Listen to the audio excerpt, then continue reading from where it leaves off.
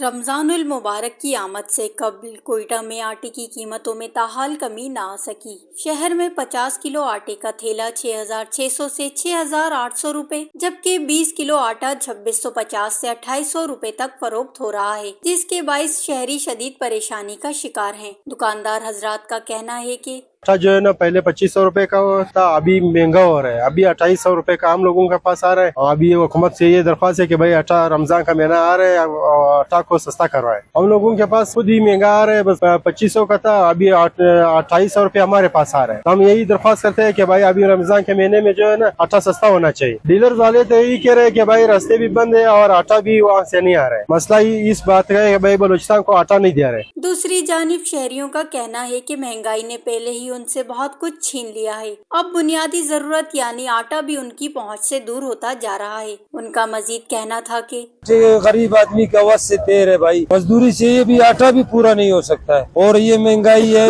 ایک وقت کا روٹی ملتا تھا وہ بھی آج کل بہت مہنگا ہے۔ حکومت کو ضرورت ہے کہ ہم غریبوں کا خیال کیا جائے۔ آٹے بہت ہی زیادہ مہنگا ہو گیا، غریب بندہ نہیں لے سکتے، اور وہ آپ کو پتہ ہے جس کی 1,000 روپے دن کی دیہڑی ہے، جس طرح کوئٹہ کے حالات ہے، کام کاروبار اور دیہڑی نہیں لگتی۔ فراز بھگتی صاحب سے اپیل کرتے ہیں کہ ان لوگوں پہ چھاپے مارے جائیں، جن لوگوں نے جمع کیا ہوا ہے چھاپے مار کر عوام کو جو ہے کم سے کم فیس دیا جائے۔ رمضان آپ کو پتہ ہے جمعرات کو پہلا روزہ ہے، اور دن پر دن مہنگائی زیادہ ہوتی جا رہی ہے، غریب کا جینا بہت ہی دشوار ہو چکا ہے۔ وزیر اعلیٰ سرفراز بگٹی اور یہاں کے علاقے کے جو ایم پی ہے زرخان مندوخیل صاحب ہیں، ان سے بھی اپیل اور عرض کرتے ہیں کہ اس کے تھوڑا ریلیز دیا جائے کہ رمضان غریبوں کا جو ہے اچھا گزر جائے۔ انہوں نے حکومت سے مطالبہ کیا کہ اس تمام صورتحال پر فوری عمل درآمد کرتے ہوئے بہتر اور مؤثر اقدامات کیے جائیں تاکہ عوام کو حقیقی ریلیف فراہم کیا جا سکے۔ وش نیوز، کوئٹہ، بلوچستان۔